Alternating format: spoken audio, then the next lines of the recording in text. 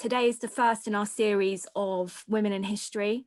So I'm Emily Batchelor, I'm a proud Fabian woman, and along with Kelly and Amy, we decided to start organising an event series to celebrate women on the left in our recent history.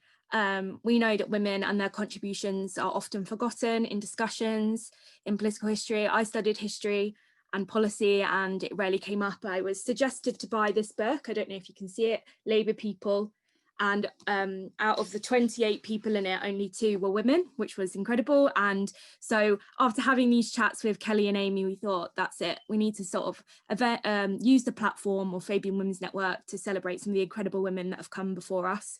So tonight we start with Barbara Castle, and we will be celebrating her many achievements in her life. We know that she was MP for Blackburn between 1945 and 1979, making her the then longest serving female MP in the history of the House of Commons.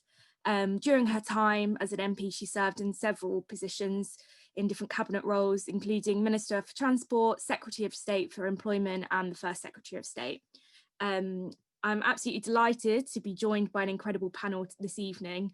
Our panellists are Rachel Reeves, who is the MP for Leeds West and has been since 2010. Rachel is the Shadow Minister for the Cabinet Office and Shadow Chancellor of the Duchy of Lancaster. As well as this, Rachel has authored 2 books on women in politics, Women of Westminster, and a biography of Alice Bacon, who was the only woman to ever serve as an MP in Leeds prior to Rachel's own election. We also have Angela Eagle. So Angela has been the MP for Wallasey since 1992. During her time as an MP, Angela has held several positions in government, including in the Department for Work and Pensions, the Home Office, Environment, Transport and the Regions, and the Treasury. And Angela now sits on the Treasury and Procedure Committee.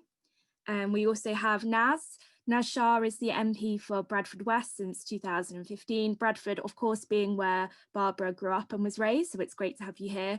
Naz is the Shadow Minister for Community Cohesion. And we also have Kate Holland, and Kate was elected MP for Blackburn in 2015, and that's the same constituency that Barbara Castle represented.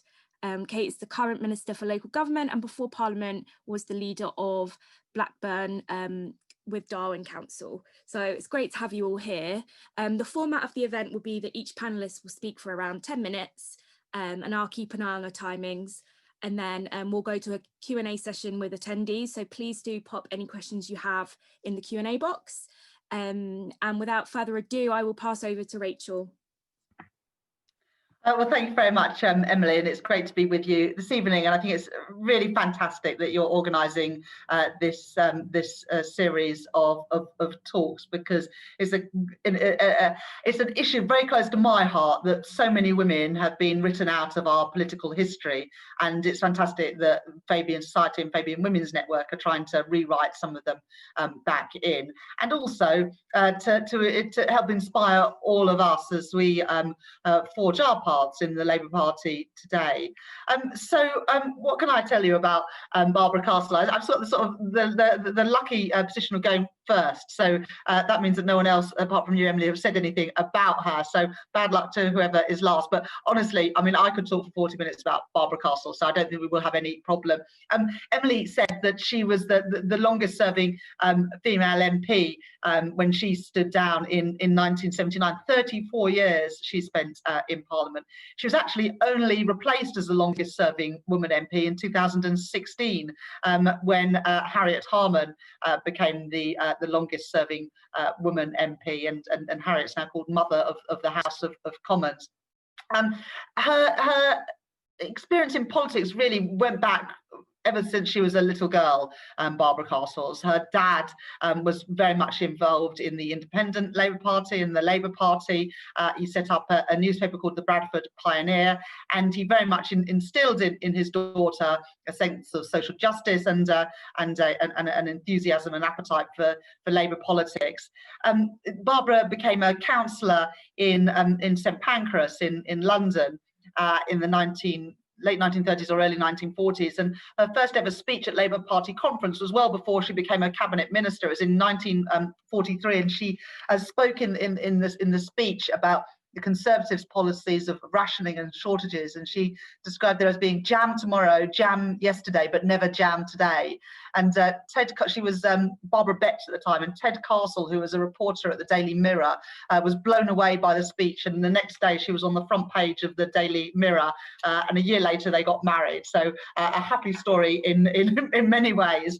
2 years after that, she was elected for Blackburn, where Kate is the MP today. But she went for 6 elections before she was successful in Blackburn, and that's very different from the experience of a lot of the men who got elected for the first time that year. Dennis Healey, Harold Wilson, Roy Jenkins, James Callaghan. None of them had to go for 6 elections. And in fact, in Blackburn, and maybe Kate will know more about this than me, but in Blackburn in 1945, it was a 2-member constituency. They returned 2 MPs to Parliament. It's quite unusual. Now, up until 1945, they always sent 1 Tory and 1 Labour MP to Parliament, and they had a male MP already, and he needed a running mate. In a way, they weren't that bothered about who that was, because there was no expectation that the running mate was also going to get elected to Parliament, and so they thought selecting a young woman would be fine. And it's the same for so many of the women who got elected in 1945. Alice Bacon, who was elected in Leeds North East that year, people who were at that meeting said that she never would have been selected if there had been the slightest expectation that the seat would send a woman to Parliament. And I expect it was similar in Blackburn. She describes the elections being fought on gin and nerves, and she also describes that moment in 1940. I see Kate laughing. I mean, that's how all of our elections are fought, isn't it? She described that moment as a new Jerusalem in 1945, when we achieved that landslide Labour victory. But as well as a landslide for Labour, it was also a record increase in women's representation in Parliament.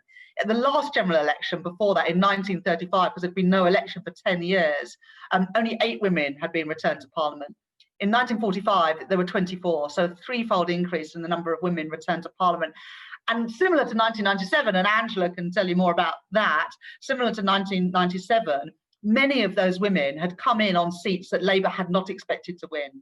So an accident in history in many ways that Barbara Castle, that Alice Bacon, and a whole generation of Labour women were sent to Parliament on the back of a Labour landslide. But in some ways, it's an accident of history. But what an accident of history that was, because it was a prelude to 34 years, including many in the cabinet. In terms of her cabinet position, she was the first ever minister in the cabinet for overseas development. In 1964, Harold Wilson promoted that role to a cabinet position. Of course, something that the Conservatives just a few weeks ago demoted. So the Minister for International Development, or Overseas Development, as it was then called, is no longer a cabinet minister. But she was the first in that role. She was then moved in 1965 to transport, and when Wilson phoned her up and asked her to the role, she said, "Oh no, Harold, I couldn't possibly." She said, I don't drive," and he said, "Even better, we can't have the Secretary of State for Transport running over constituents, can we?" So she was appointed to Minister for Transport, and in some ways, Minister for Transport, not exactly the heart of socialist and Labour policy, but actually it really was under Barbara Castle. She introduced the breathalyzer, she introduced seatbelts in cars, and she introduced speed limits on motorways. And that she became, like many women in Parliament become, a target of abuse. She received huge numbers of letters from men saying that because of the drink driving and the breathalyzing laws, that she was ruining their nights out, ruining their time in the pubs with their friends. But at the same time, she received huge correspondence from women about how they no longer had to worry at the weekends about their sons and their husbands going out to the pub, drinking, and then driving home. And I think it was estimated that within 10 years of that reform, more than 60,000 lives have been saved because of the breathalyzer, seatbelts, and the drink driving rules. So a really inspiring Minister for Transport. She was then moved to Employment and Productivity, and at the same time became First Secretary of State. And Richard Crossman, who was in the cabinet with Castle, said, already she's a natural number 2. And if she weren't a woman, she would be a natural number 1.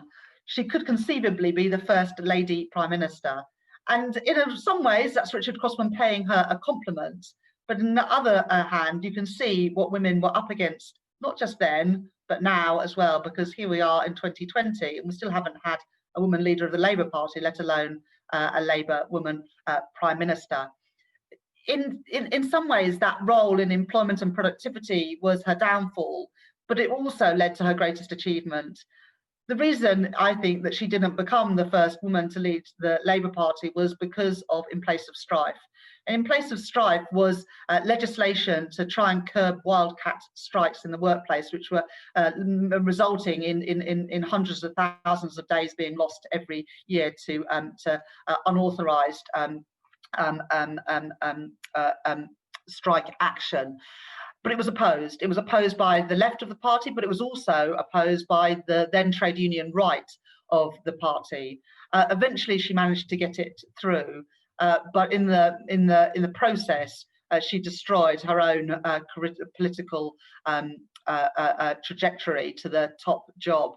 But I would argue that if she had been successful in getting through In Place of Strife with the support of the party and the unions, it's not inconceivable that Margaret Thatcher would never have become Prime Minister, and Barbara Castle could have become the first woman Prime Minister instead. And what a difference in history that would have been, because of course Margaret Thatcher got elected on a promise of curbing trade union power, which she did in a way very different from the approach that Barbara Castle took.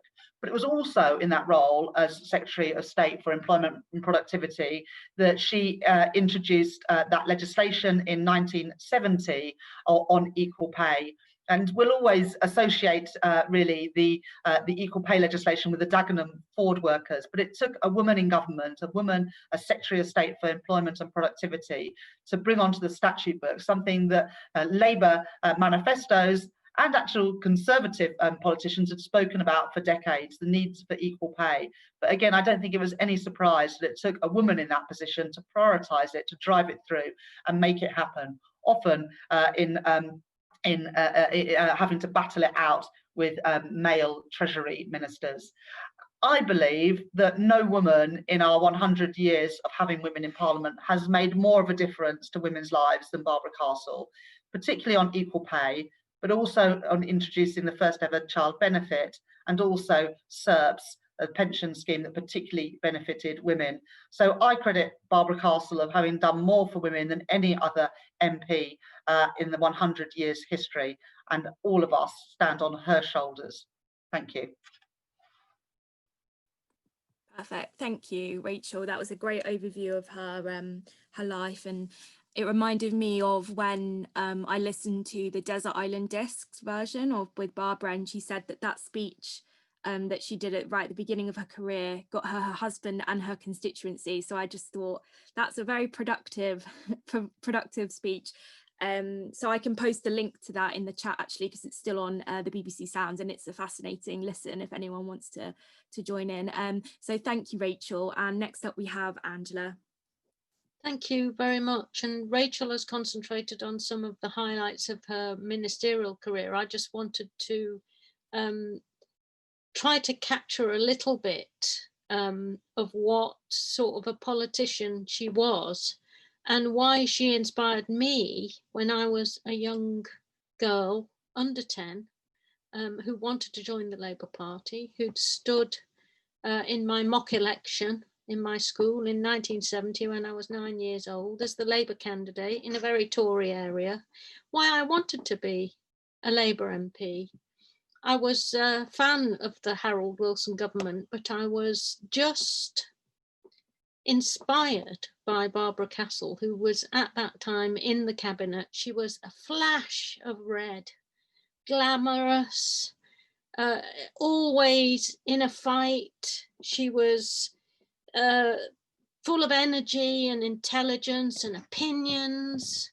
She fought for those that needed to be looked after and protected. She was a working class woman who'd gone to Oxford, who was everything that I wanted to be in terms of Labour Party, fire in my belly, and she inspired me to get involved in politics alongside some of the things that were happening in my own family. And I thought, well, if she could go to Oxford from a working class family in Yorkshire, why can't I go to Oxford? And we both did. Although she went to St Hugh's, I went to St John's, which had gone co-ed the year before I got there, because I wanted to be a pioneer like her and go where no other women had gone before. So she was just this presence which demonstrated by the work that she did and her presence in the media, the coverage that she got as a cabinet minister, that women could have a place at the top table, and women like Barbara could make a big difference. I noticed and liked her from a young age, but it wasn't until later, when I got into Parliament, when I started looking at what she'd actually done as a minister, that I realised quite how influential she had been, because quite a lot of the legislation that I used to come across as a minister, she had put on the statute book 40 years earlier, 30 years earlier, and it has stood the test of time in many, many ways.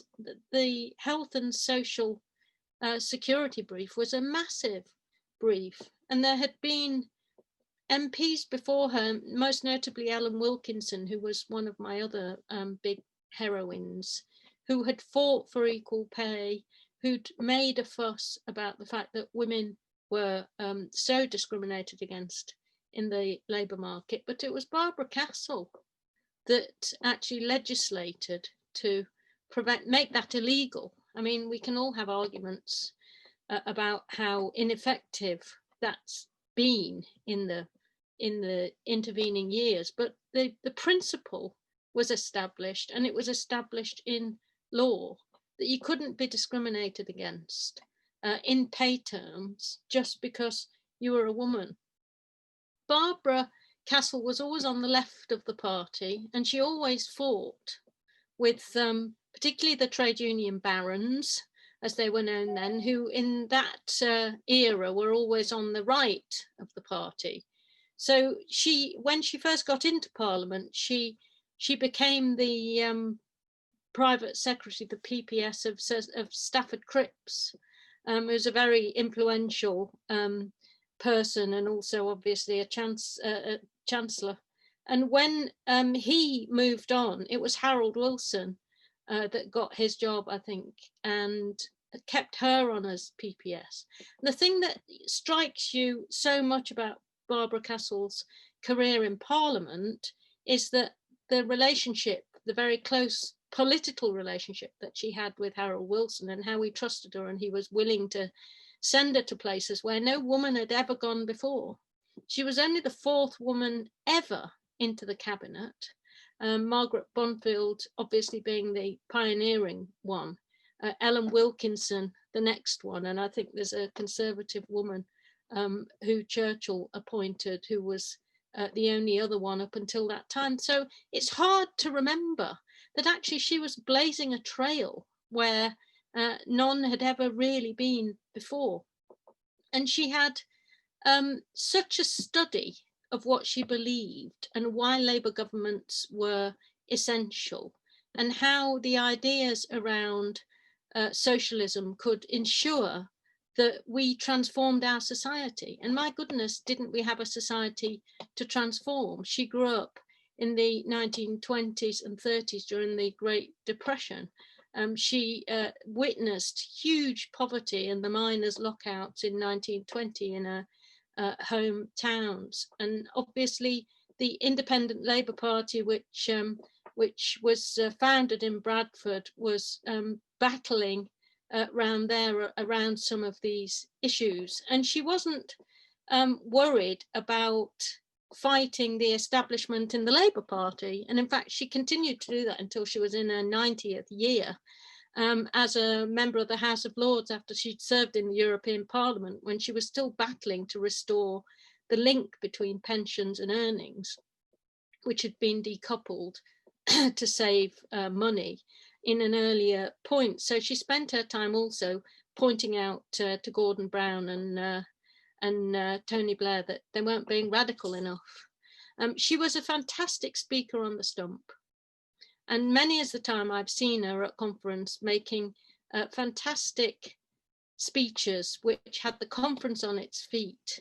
Not only that 1943 one, which I didn't see, the Jam Tomorrow speech, which got her on the front page of the Daily Mirror, but all the way through her career. And she spent, I think, 30 plus years on the National Executive Committee of the party. And for somebody like me who's managed to do 11, I mean, that is an enormous stint on the NEC, trying to make the party into what she wanted it to be.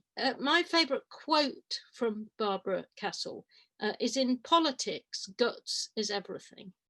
She felt her politics right from her stomach. It was integral to her. She intellectualized, yes, and she certainly made stump speeches, but she was also an instinctive politician and an instinctive supporter of women, an instinctive supporter of those that needed assistance. And I think that was drummed into her from her early years. She used to say that politics was formed in the nursery. And in her family, it certainly was, when you look at the influences. But also, I think it is in most people's, that the experiences of the wider family, the unfairnesses that can happen, can drive your political beliefs. And if you get interested at that age, you don't really, you might intellectualize more, but you don't really change your approach. I was shocked, rigid, and never forgave Jim Callaghan when he sacked her. And I remember actually years and years and years later, when I was a member of Parliament and we were trying to get a ceremony to mark the anniversary of votes being granted to women at the statue of Emmeline Pankhurst, which stands outside Parliament. And Barbara Castle agreed that she was going to come and do a little speech when we laid a wreath of purple and white flowers to remember that. And then her ex-secretary, Alan Matthewson, had been to get her from Hell Corner Farm and driven her in so that she could make this speech. And she'd done her homework, she'd made some notes, because she always did her prep, Barbara. And she made this fantastic, analytical, rousing speech about votes for women. And of course, she's the author of a book about Sylvia and Emmeline Pankhurst. And on the way back in, it was the first time I'd really met her sort of really as an equal. And I said, I didn't know what to say to her. So I thought, well, and I blurted out, oh, well, I've never forgiven Jim Callaghan for sacking you. And she said, neither have I, dear. And that was like 20 years afterwards. And I don't think she ever did. The thing about Barbara was that if she thought something was right, she didn't calculate, she just advocated. And that's why her career ended when it did, because she felt that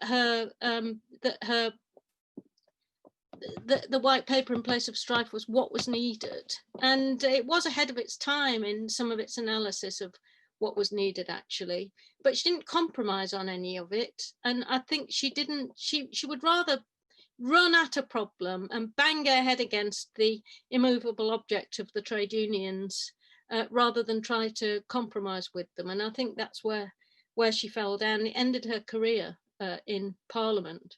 But she went straight off and got herself elected into the European Parliament, even though she was a Eurosceptic. She, in the referendum, she made some of the most effective, fantastic speeches against joining what was then the common market. And she continued to rail against it, even when she was a member of the European Parliament, and make the case that she wanted to make about how it was putting food prices up and making it hard for everyday people, to make a decent living. She had her views with conviction. She advocated for them with no doubts, with fantastic fluency.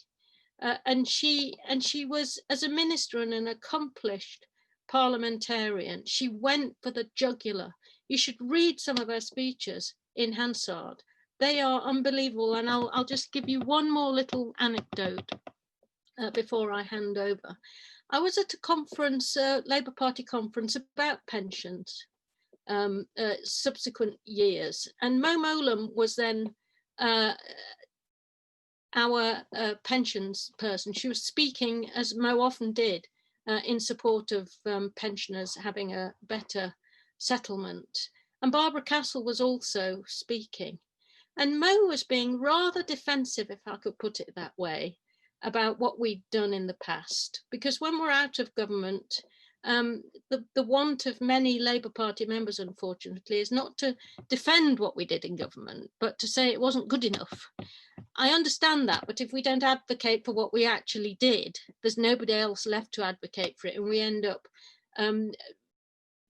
not really taking the credit for the things that we achieved when we were in government. And Barbara couldn't stand this. She was in there, and she was saying, "Well, I've never heard anything like this." She was saying, when we have Labour governments, the pensioners have never been better off. And she actually tore everybody to pieces. And she said, you have to remember that Labour governments deliver for pensioners, and it's the Tories that don't deliver for pensioners. She had the confidence, she had the experience, but she had the fire above all to say the Labour Party will deliver this for you. And don't you tell me that we didn't, because we did.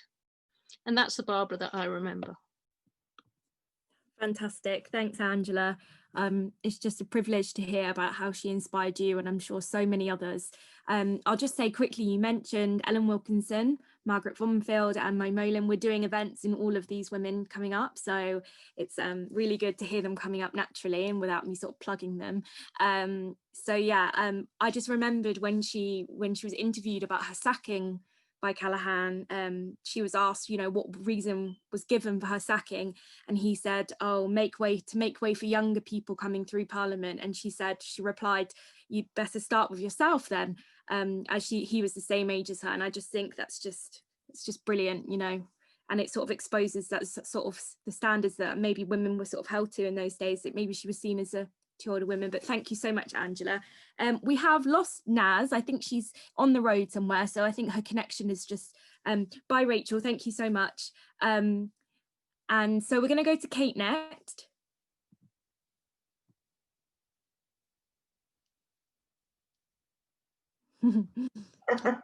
Classic Zoom.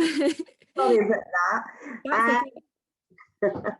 Unfortunately, Naz has got some technical problems, but she will try and join us. When I was a young woman in Scotland, I remember these pictures of this MP with bright red hair and very, very vocal, and never dreamed I would ever actually meet her. But when I moved to Blackburn in the 70s, this very well-dressed, very smart, beautiful woman was canvassing at my house, and she was shocked that I was like only 22 with 2 children. And I thought she was actually telling me off, but she wasn't. What she was saying was actually the Labour Party would help me and support me. And it was important that people voted Labour because we working class people need to make sure we can provide a better future for our children than we had. And that sort of stuck with me. And one of the quotes I remember her quite famous for, she said, "I will fight for what I believe in until I drop, and that's what keeps you alive." And she did.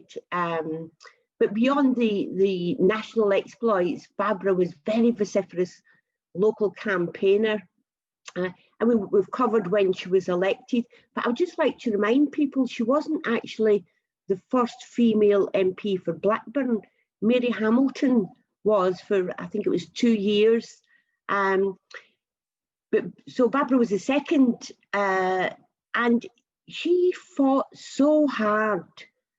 She was a real pioneer for Blackburn, and she had a great way of establishing the change in the MP's role, because as Angela said, at that point it was mainly men, and they were a strong voice in Parliament, and you know, they were very important. Where Barbara had a real knack of mixing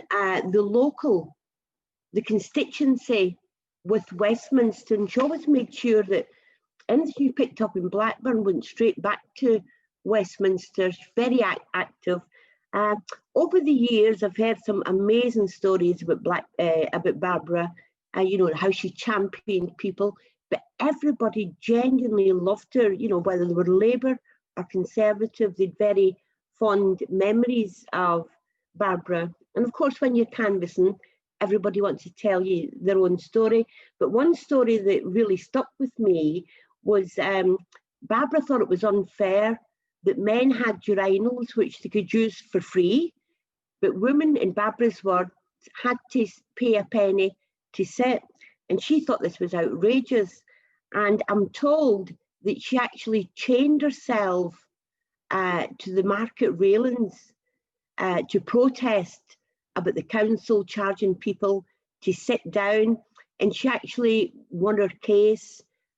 She was a real champion, not only for the big strategic political issues, but for things that matter to people on a daily basis. If you come into my office in Blackburn, you'll see lots of pictures of Barbara campaigning on the streets. You see her with her megaphone, because she was never scared to go into the streets of Blackburn, just stand outside a shop, bring out her megaphone and invite people to tell her what needed changing to improve their lives. She was an amazing woman, well loved, and even as of today, we still get stories of someone's grandma telling them how they leafleted for the famous Barbara Castle, and Blackburners just absolutely love her. She was very vocal when she actually won in 1945, and she held this big rally in the Market Square, and the Tories were so annoyed, and I think it was Rachel said about Barbara not being expected to win, but the Tories were so annoyed that they started throwing rotten vegetables, and of course the police came and sorted it out. But she stirred up so much passion and so much commitment to Blackburn. You know, it's absolutely unreal. And despite our long lengths and such a long time ago since she was not the MP, because I think Jack served for 37 years, beating Barbara's record, which I'm quite sure annoyed her just a little. But he did. But even now, after all these years, people in Blackburn still talk about Barbara and what an amazing figure she was. We are currently fundraising to put up a statue of Barbara in Blackburn, because we think she deserves this honour.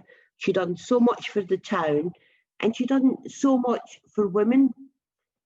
You know, it really needs recognising, and I know that the Fabian Society's supported us in that, and I'm quite sure that when we eventually get the resources we need, we will invite you up to the unveiling of this famous statue. So thank you very much for inviting me along.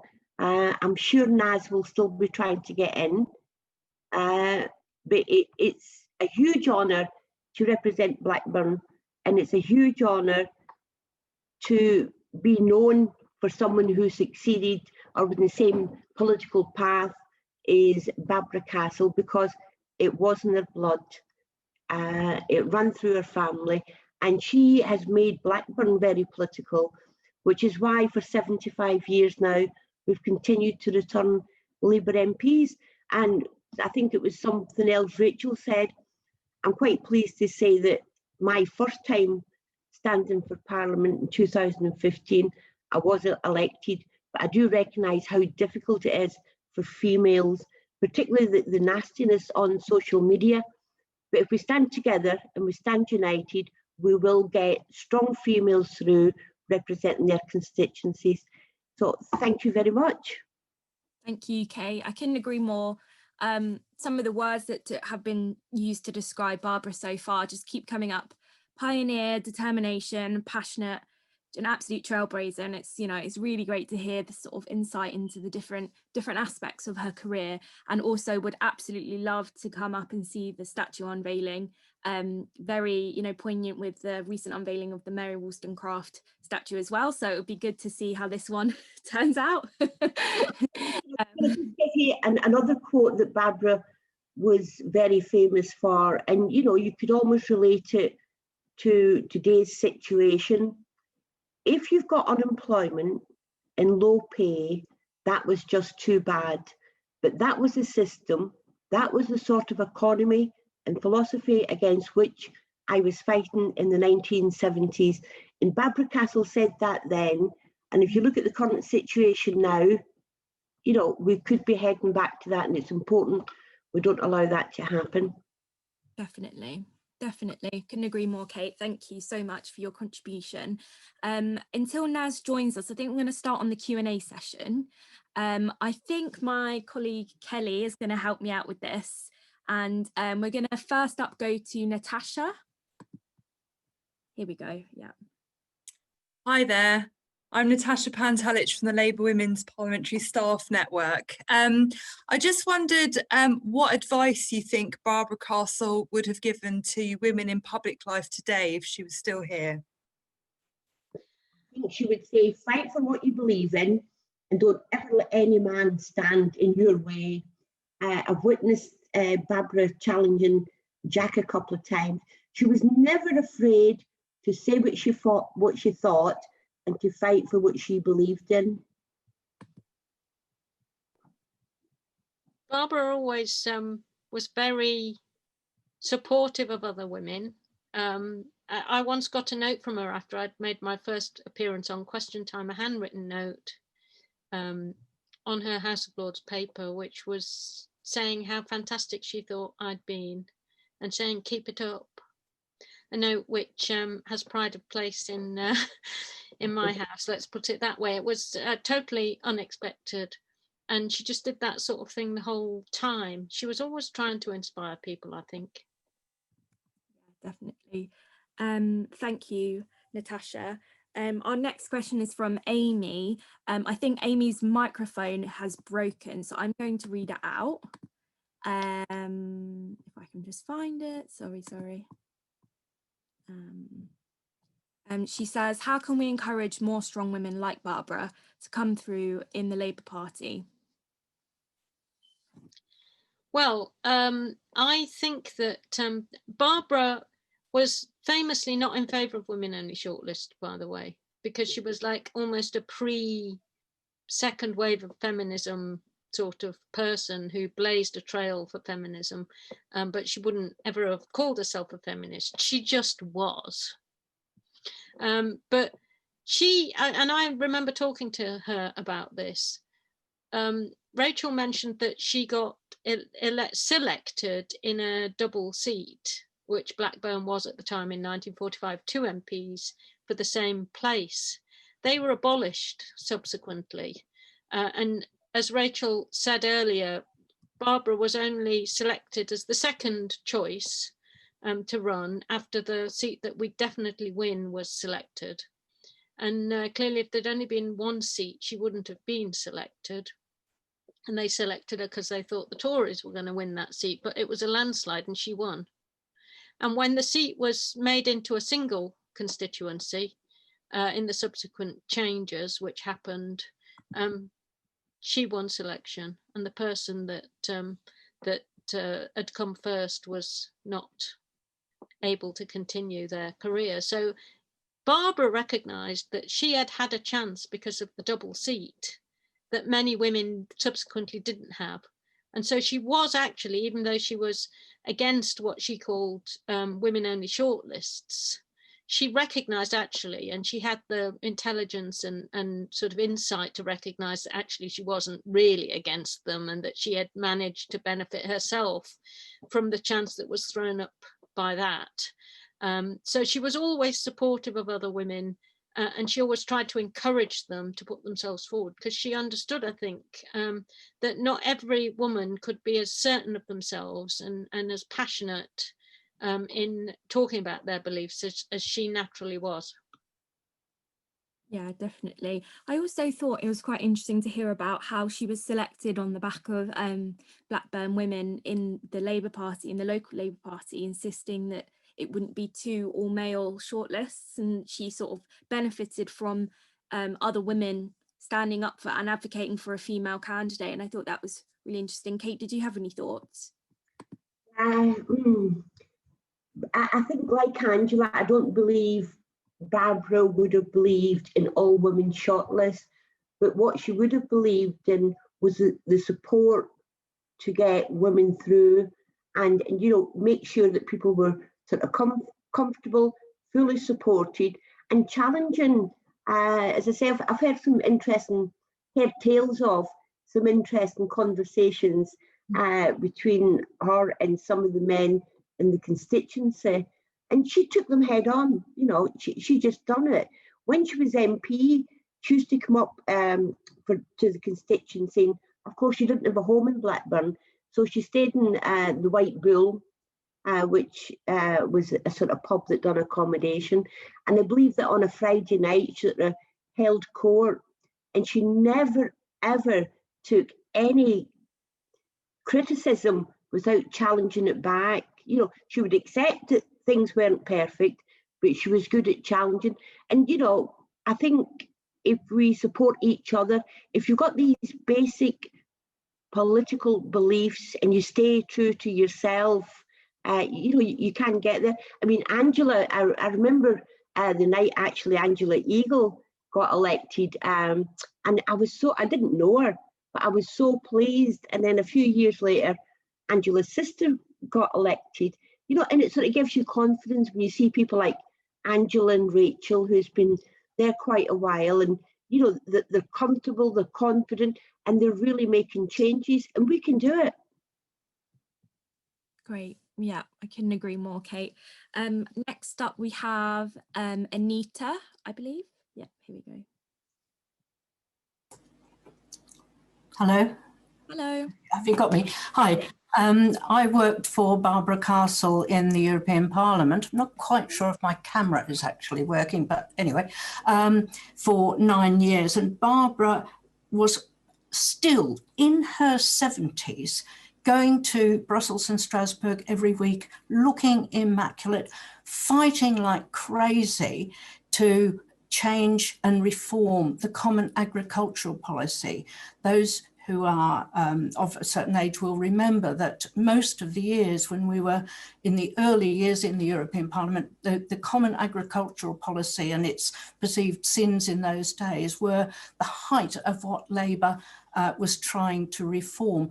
Barbara insisted that she put herself on the Agriculture Committee in the European Parliament, and she worked tirelessly, absolutely tirelessly, bringing in academics to help her research, putting amendments at all times. And she would be there every morning, 8 o'clock in her office, working away. And she did this for the 10 years she was in the European Parliament. And when I think about it now, I'm now 74 and I've been retired a good long time. But she somehow had the stamina to look immaculate every day and to do all that travelling that had to be done in the European Parliament. And quite honestly, she was a complete star. She would have arguments with people. Because she was so passionate, she'd have massive arguments with people. And if people would criticise Labour policy or the Labour government or whatever, at any point she would say, and what would you do if you were Secretary of State? And she would challenge people to think through their ideas. Certainly working for her for 10 years gave me the confidence to stand for the European Parliament myself. And then I had 10 years in the 90s, which was an absolute heyday, and certainly changed my views and became a passionate, what is now known as a passionate Remainer or Remona. So really Barbara's period in the European Parliament is quite often overlooked in the face of all the wonderful things she did when she was Secretary of State for all the various things she was Secretary of State for. But her hard work as leader of the Labour members in the European Parliament and trying to reform the Common Agricultural Policy and all sorts of other issues, by the way, have been, I think, really rather forgotten. So I hope people can remember all that. Thanks. Thank you, Anita. I think she was I mean, Barbara in the European Parliament was a pioneer, like she was a pioneer in the cabinet as a woman in the cabinet, and a pioneer in the House of Commons. Only 23 people, 24 people, I think Rachel said, women were elected in 1945. Well, it got up in 1992, by the way, by the time I was elected, to 60. That's all. So it was very slow progress. I think Barbara famously said, think, think, think. It will hurt like hell at first, but you'll get used to it. She wanted people to think things through. She wanted to challenge them. And she felt that thinking about socialism and how it could change society for the better was what had to be done.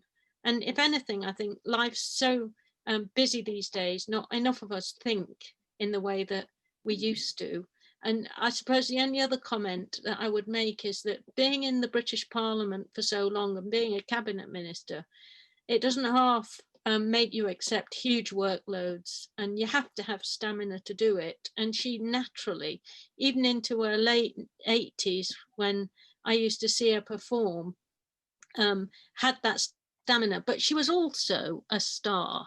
I remember going to the Monmouth by-election in the late 1980s. It was very important that we won that election, and we had a huge rally, and I was there for a couple of weeks supporting the candidate there, and we had a huge rally in Usk, and Neil Kinnock was there, everybody, huge big audience, hundreds and hundreds of people, and Barbara was meant to be there, didn't turn up, and we're all there, we're all gathered, no sign of Barbara. Because Barbara loved to make a late entrance. So she got her own standing ovation, which she duly did. And she made a fantastic speech that night as well.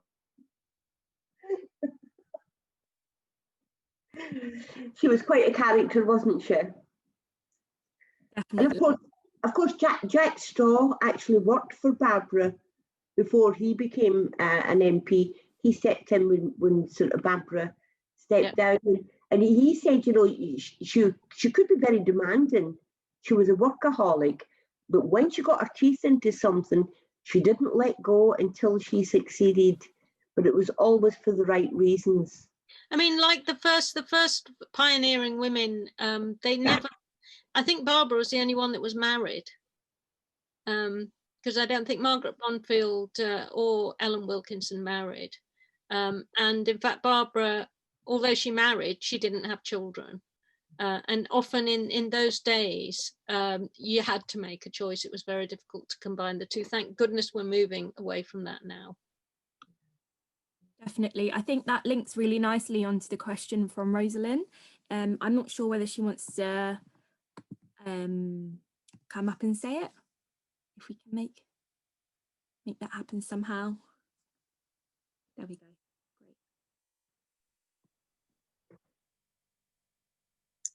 I think I'm unmuted. Here we go. Yeah, I can hear you now.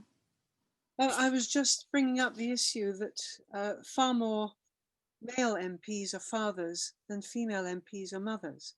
And I wondered what the speakers would think about how we could challenge this difficulty of it being so difficult for women who do have families to become elected as MPs and to carry on a political career. Well, I mean, I don't know whether you want me to make an observation and then perhaps Kate can come in. I mean, I have a civil partnership, but I don't have children. And I think the era that I came in, it was very, very difficult to do that. Harriet Harman is a pioneer in that case, and didn't she take a lot of stick for it? Helene Hayman, who was the Lord Speaker for a while, but was famously a person who had a child when we were in that Labour government that didn't have a majority and was having to breastfeed in the House of Commons, and famously is the first person to ever do that, and it caused an absolute scandal. So I think that we've we've moved a long way from that. Now we've got maternity leave, and we've got these proxy votes so that people don't have to go through the lobbies in the way that they did in the 1970s and 80s. So we're making progress, but I would say that having a political career and certainly being in the cabinet is never going to be a 9-to-5 job. And also with the UK system where we have a constituency link, which is very precious in my view, there's all of that as well to do, and much more is expected of you in constituency terms than certainly was expected in Barbara's day. And there are more ways in which you can be contacted now. So it is harder than it used to be. And I think we're making some progress, but it's never going to be a 9-to-5 job. No, it's not. And I believe that Parliament's moved quite a way. We now have a creche. And I know Naz has actually got 2 children still of school age, and it is still very difficult. I mean, I'm fortunate that now my daughters are 46 and 43, so but I've got still need babysitting probably, Kate. Well, I was going to say I've got 3 granddaughters, and occasionally I've had to bring them to Westminster with me. But it is important that women are supported. Parliament should reflect society, and we need to work towards that. Stella Creasy has got a little baby who's been in the chamber a couple of times now, but it's still not easy. And as Angela said, there's still a long way to go, but we need people to get involved to help shape the future so it becomes much easier. But Angela's point, a 9-to-5 job, it doesn't work like that. I mean, I've been called onto Zooms at 10, 11 o'clock at night, and it's challenging, isn't it, Angela? But a bit like Barbara, if you feel strong enough and passionate enough, I think anger takes you there. And it's important that we get passionate people in there to make sure Parliament changes so it is more welcoming for mothers with children. I know Clive Lewis has brought his baby in quite a few times and been up in the gallery. Parliament needs to change. Janet Anderson, I remember speaking to Janet, and she was telling me that when she went, it was disgraceful. There was there was meeting rooms or restrooms, and she had to fight hard to get places for women.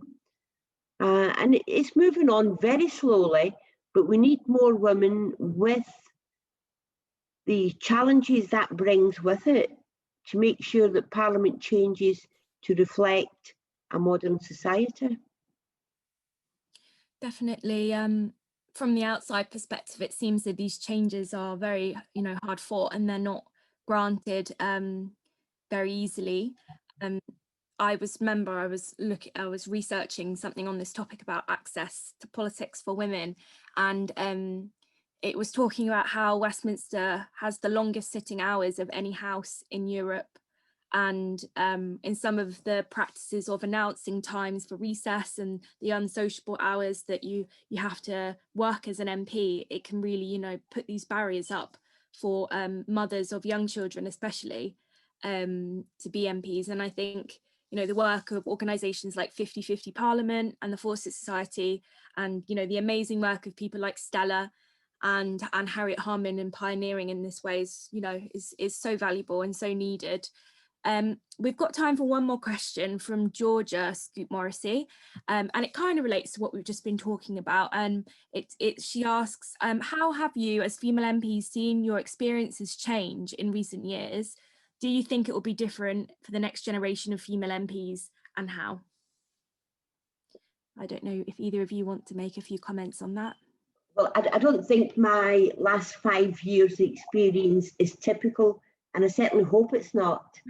We had Brexit, we had closing down of Parliament, we've had the coronavirus, and despite being told in 2015 I would be elected for 5 years, I've actually had 3 elections. So I'm sure Angela's got a different sort of view, well, not a different perspective on it, but it's been very challenging. Angela, what's your experience been? Well, I think politics is like a vocation. I think the first thing to say, and it's the only other job I can think that it's like being a priest or a priestess. I mean, you either are or you're not. Yeah. And it doesn't stop. I mean, the number of times, I mean, everywhere you go, you're recognised. In the constituency, if I've had a really long day and I've got to go out and get a bit of shopping in because there's nobody else to do it, and I'm in the local supermarket and I've got bags, somebody will say, "Oh, Angela, I want a word." And you have to put the bags down, get your notepad out, and you're always on. And that, I mean, but that is a privilege. And so it's a vocation. You can't expect it to be like a job. You have to love it. I mean, every morning I get up and I love it. Even when I have to get up really early and I think, oh, what's going to happen today? You know, I'll be able to have my say about something or other. Obviously, there are frustrations in the coronavirus Parliament where you have to sort of put in and go into lotteries. You can't just walk into the House of Commons, which is what I prefer to do.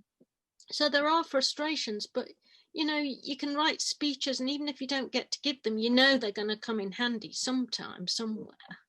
And you can do things to help people, and you can make a difference. They can make things better. I mean, I just think it's a fantastic vocational thing. So I think it's, you know, the Parliament will change in the way that the people in it want it to change. And we have to ensure that the people in it don't get institutionalized. I hope I'm not institutionalized after 28 years. I hope I'd still want to make change. And I support a lot of change. And you know, it's a fantastic privilege to be able to represent people and be a part of making democracy, something as sacred as that, work. It's a passion, isn't it? It is.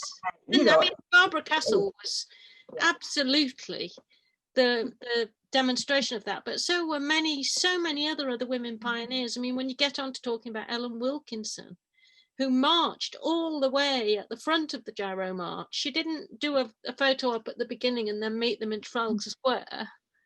You know, I mean, and Jenny Lee and all of the women from that era had that sort of passion to change society after living through the privations of the Great Depression and seeing what happened to people who were just left to fend for themselves or treated really badly.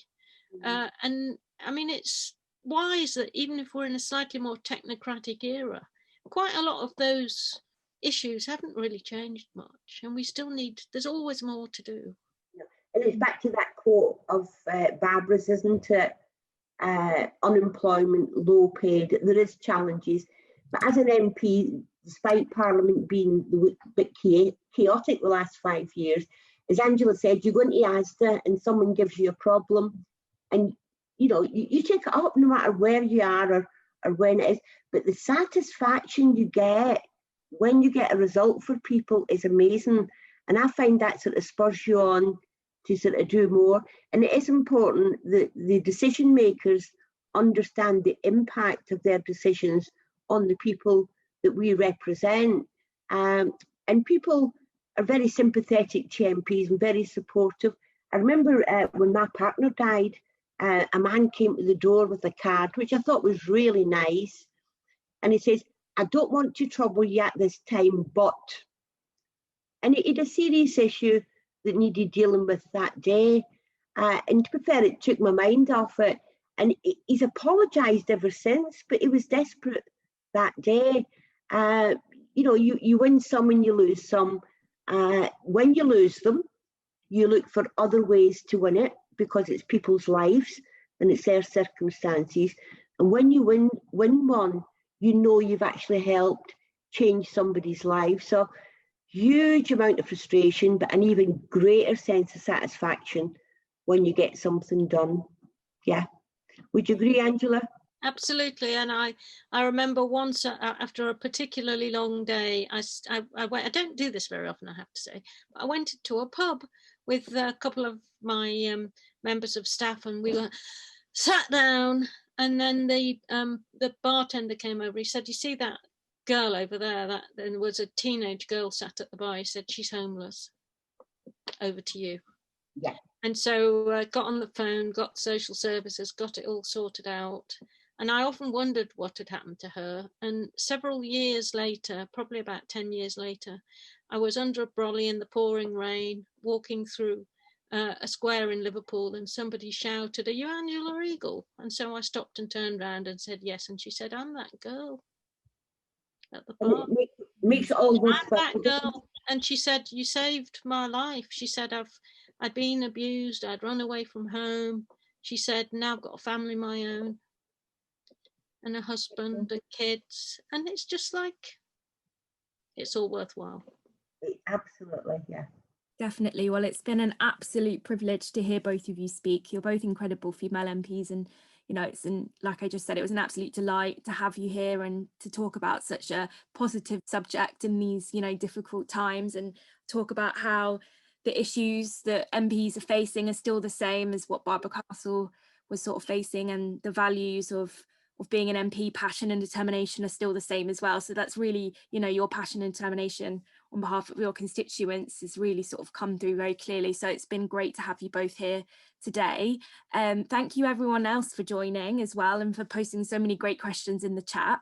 It'd be great to see you all at our next event, which is next year, as part of this series, and it'll be on Mo Molan. So it'll be really great. And I think Kelly will be chairing that one, as Mo's a personal inspiration of hers. So it's really great to have you all here. And I hope you have an amazing evening. Thank you very much. Thank you. Bye-bye. Thank you. Bye-bye. Bye.